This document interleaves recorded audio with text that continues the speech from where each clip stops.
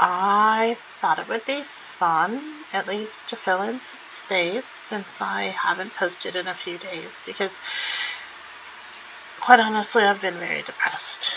Very depressed. So I thought it would be fun to do some fun stuff from Reddit. So today I'm going to do an AITA. For those of you who don't know what it means, it stands for Am I the A-hole? So this one is, am I the a-hole for embarrassing someone by pretending to be Japanese? I would say yes to that, but let's get into it. Backstory. I have a Japanese name, even though I'm not ethnically Japanese. Okay. Well, my mom is Korean and my dad is British.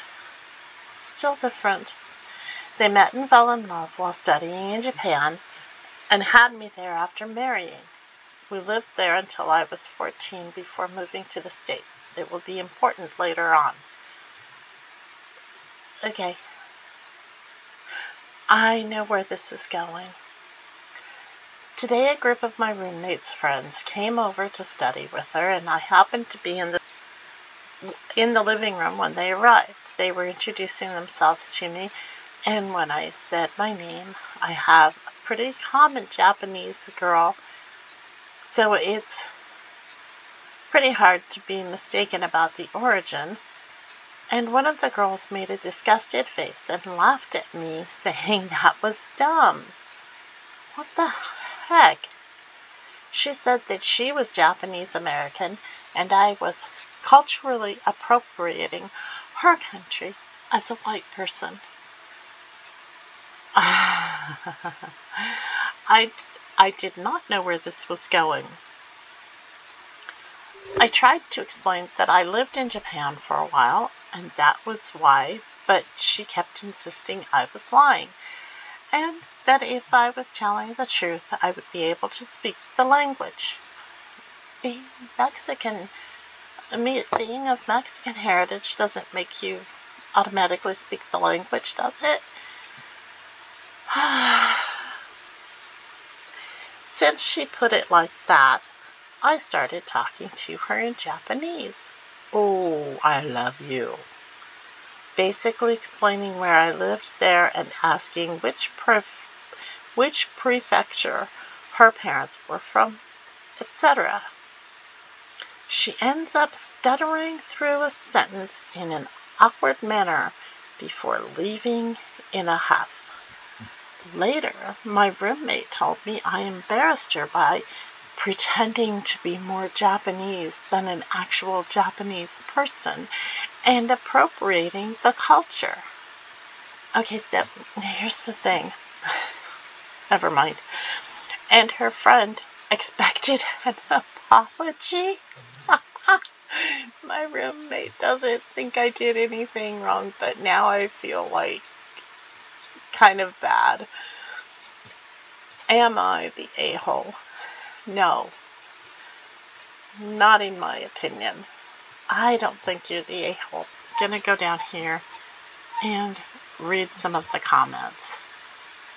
Not the a-hole. You didn't choose your name and you were literally born in Japan. That makes you Japanese. You're not just pretending to be. Edit. I learned today that Japan doesn't grant citizenship by birth if we're being technical. Thanks for the info.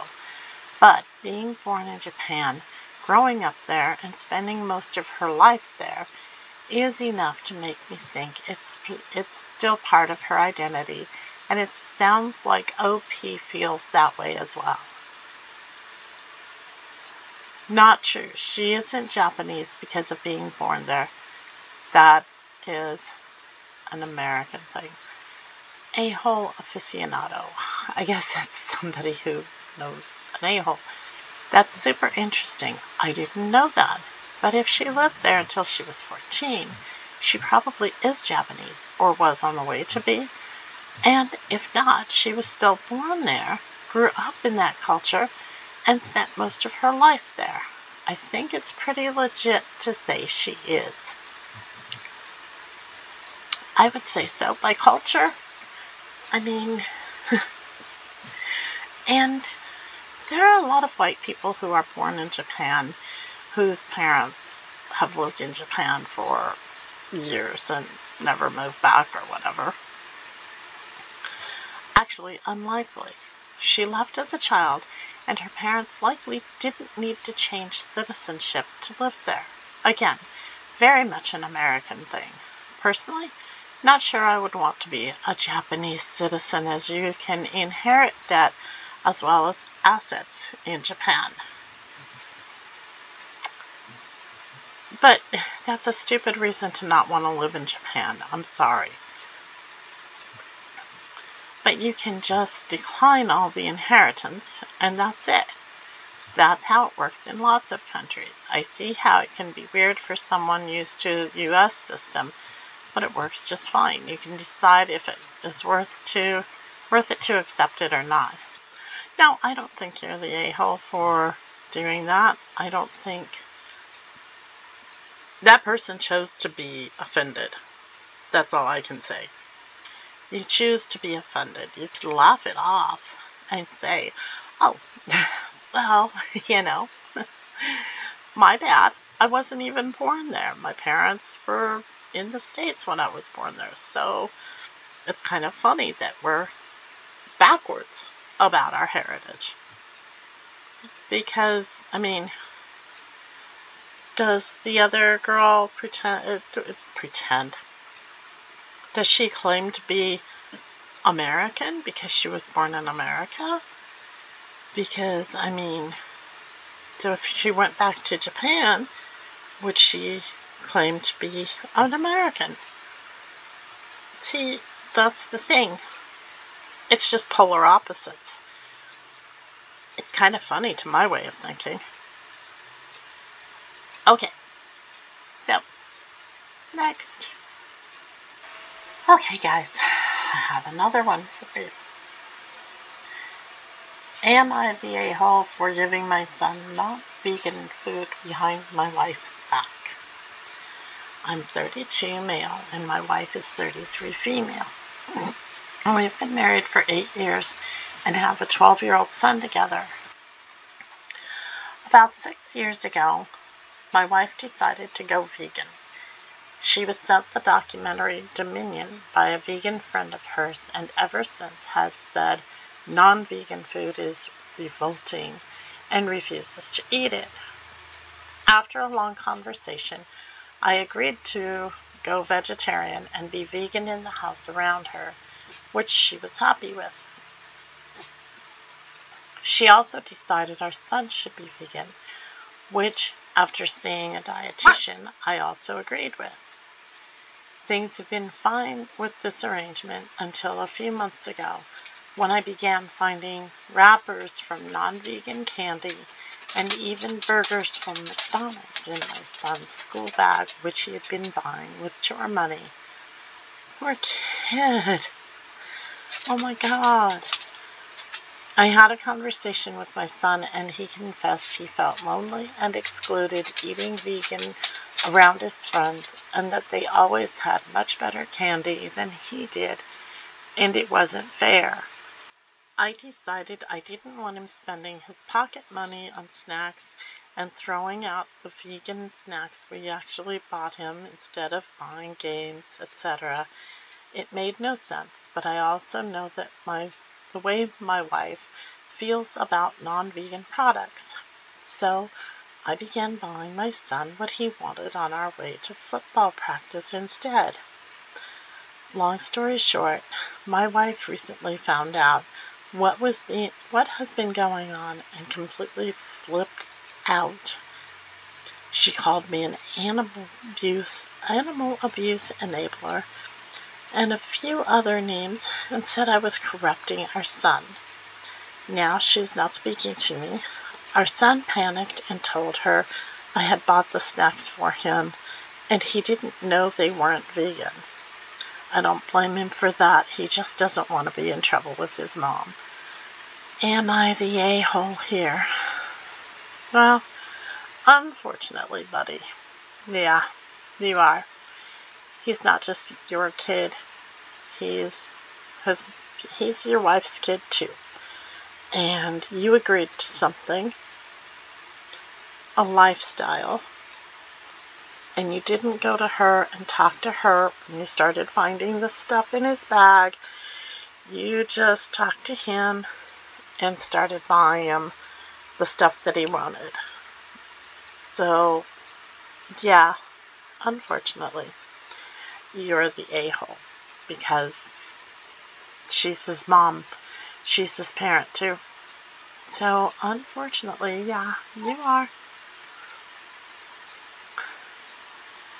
not the a-hole. I think my answer at this point would be our son is old enough to decide what he wants to eat and what his dietary preferences are.